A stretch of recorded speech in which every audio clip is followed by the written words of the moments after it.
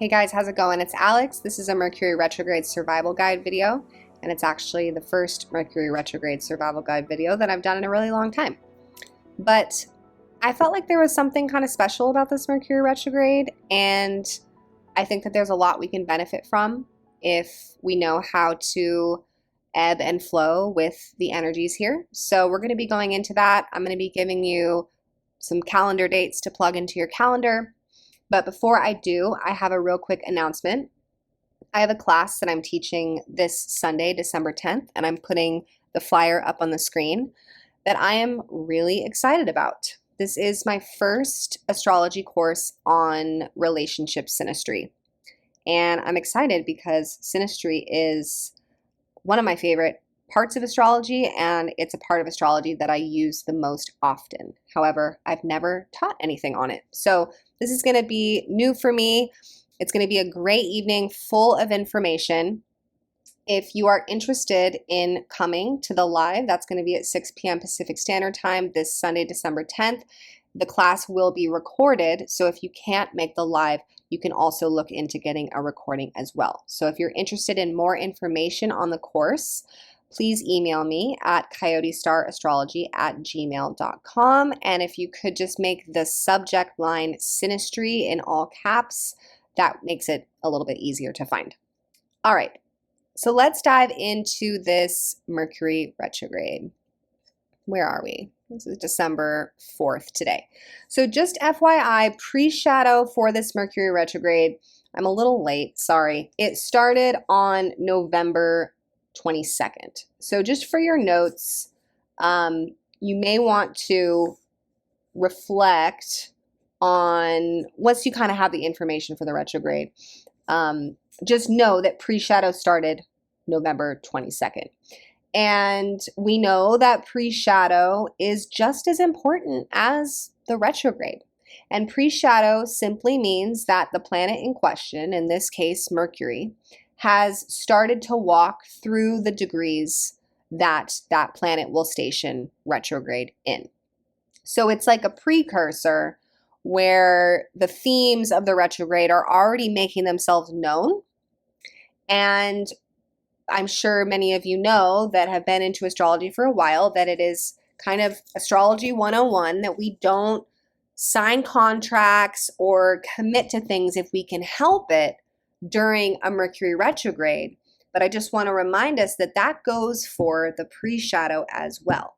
Myself personally, I treat the whole transit, pre-shadow and post-shadow, as a time when I don't really want to be making big commitments. Obviously, life happens. We can't always get away with that, but if you can, try to. Okay, so let's look at what's going on here. So we're in pre-shadow. Mercury actually goes retrograde on December 12th. So Mercury goes retrograde in the sign of Capricorn. So right away, because the retrograde is in Capricorn, and I know I always say this, but I got to be thorough here. You're going to want to look at where Capricorn and Sagittarius is in your chart.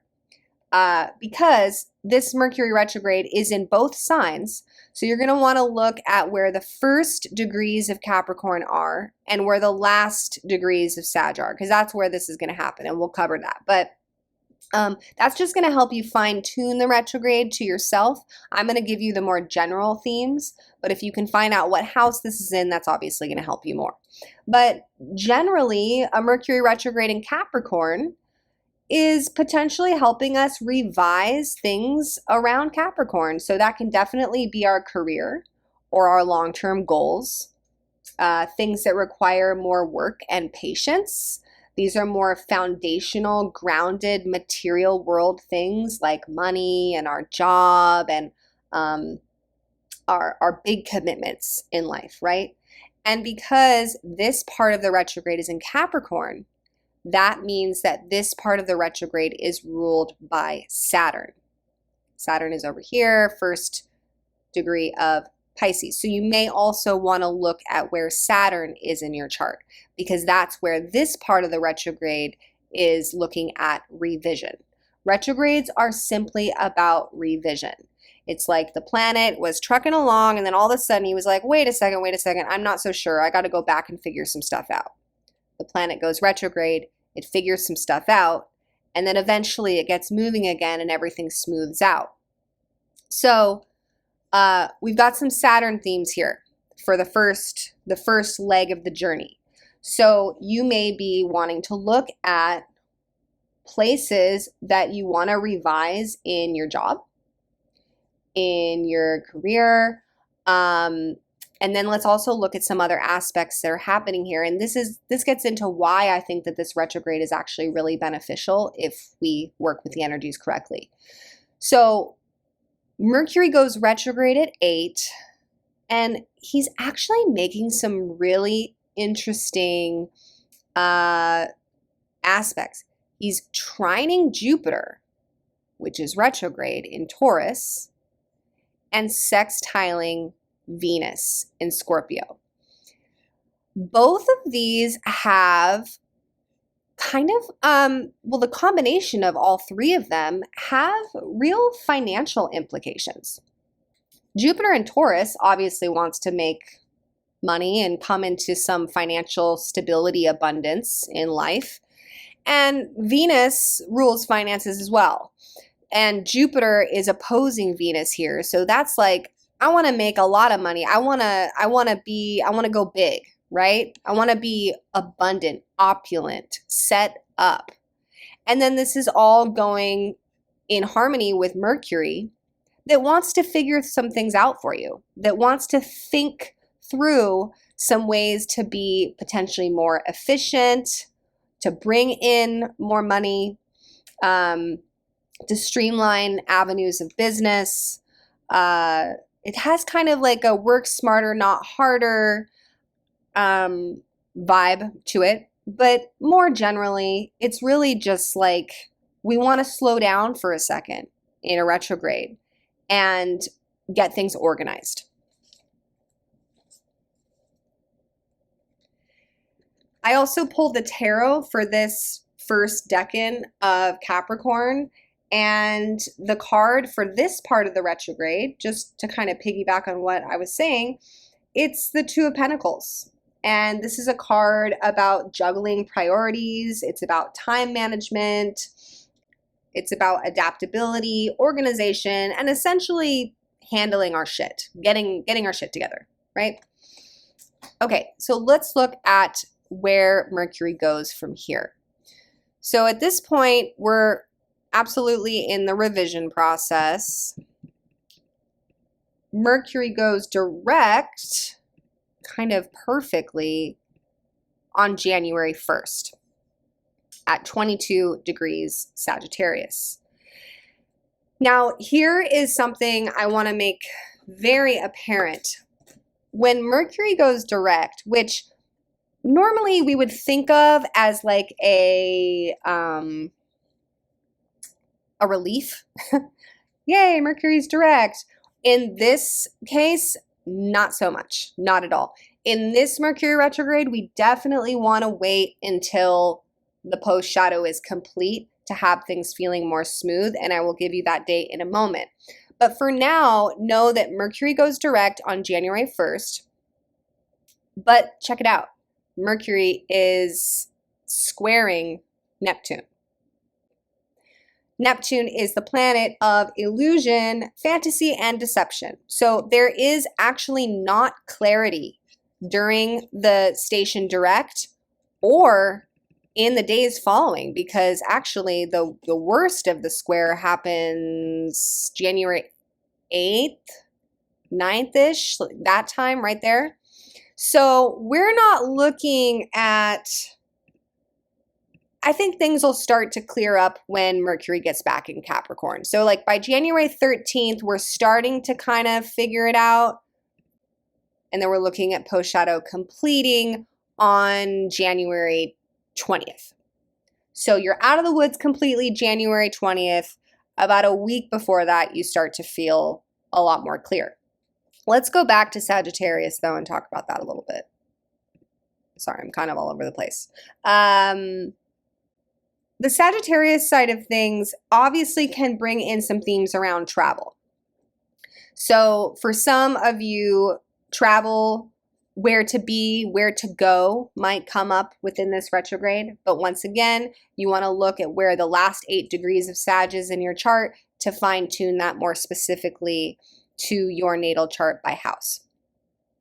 Could be travel, could also be study. Sagittarius rules higher learning, so this could be a class that you're thinking of investing in, or some kind of philosophy that you're currently reading or investing time and energy learning. Okay, let's see, when Mercury goes direct, is there anything else I want to discuss? Neptune. Oh, yes. So this part of the Mercury retrograde, because it's in Sag, that makes the ruler Jupiter. Now, this is why the start of 2024 is very exciting. I actually think I might even do a whole webinar on this. We'll see if I have time. But it really starts with a bang. Why? Because December 31st, Jupiter goes direct, finally in Taurus. So that means that a lot of financial things that people have been waiting on are going to move forward. Projects are finally going to bloom. We're going to feel like we have wind in our sails again. And Jupiter is really nicely sextile Saturn. Oh my God, the dream. Having those two getting along is the freaking dream, and it's one of the things that makes the first part of 2024 so beautiful. This is, especially the beginning of the year, this is a year where you can really make some headway with your goals and your dreams and your visions. And because Jupiter is the ruler of Mercury for this part of the retrograde, and because Saturn is the ruler of Mercury for the other part, the Capricorn part, Jupiter and Saturn working together, that's why I say that this Mercury retrograde can really be utilized to slow down and do some really diligent planning and organizing that helps those visions, goals, and opportunities move forward powerfully as we get into January. So honestly, December is kind of a month for planning. Saturn is barely moving. Things are slow right now, and then we're going to have this retrograde. So it's like utilize December with the Mercury retrograde to get your ducks in a row. Think about finances. Think about allocating resources, time, and energy to the areas that are really going to go somewhere. If you have travel plans for next year, great time to get those figured out too. And then you'll be all set when Jupiter goes direct, then we have Mercury going direct, and then you'll be flying in the first months of the year, having used this Mercury retrograde to get yourself all figured out. All right, everyone, I hope that was helpful. Thank you so much for tuning in. If you've enjoyed this video, please do give it a like and share. I really appreciate it. If you don't already follow me on Instagram, you can find me there at Earth2Coyote. I'm putting that up on the screen. I'm also taking slots for readings at the moment, and if you're interested in that, you can find me at my website, coyotestarastrology.com. Thank you guys so much. Have a beautiful rest of your evening. Bye for now.